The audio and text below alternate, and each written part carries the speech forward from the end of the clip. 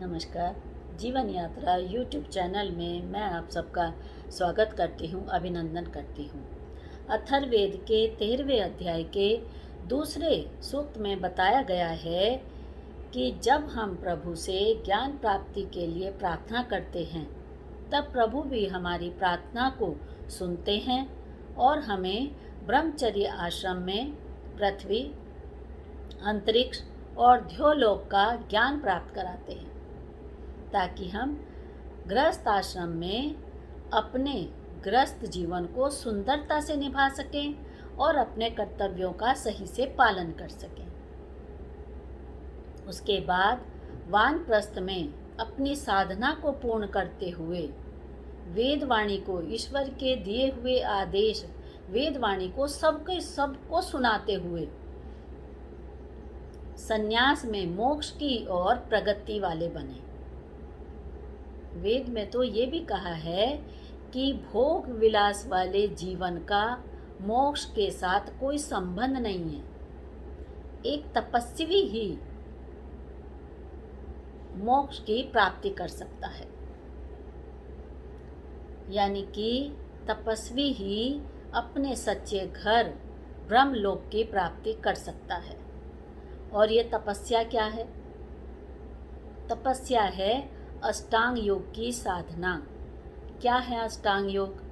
जिसमें आता है पहले यम, नियम, आसन, प्राणायाम, प्रत्याहार, धारणा, ध्यान और समाधि।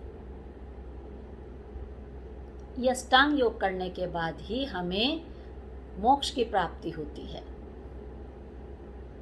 और जब ये जीवात्मा मुक्त हो जाती है, तब इस पृथ्वीलोक, अंतरिक्ष लोक और ध्युलोक से ऊपर उठकर चली जाती है और वहाँ पर प्रभु के सानिध्य में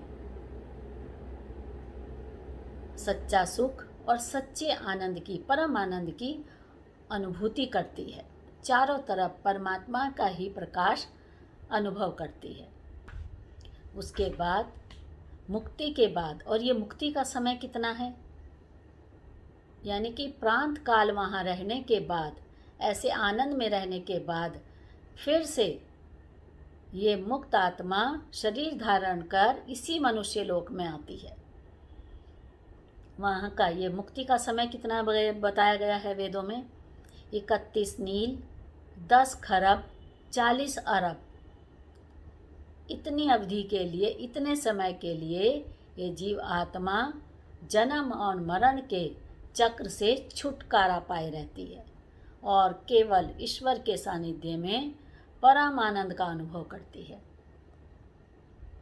उसके बाद जब शरीर धारण करती है, तब ये ऐसे व्यक्ति उत्तम दिव्य गुण संपन्न जीवन वाले होते हैं।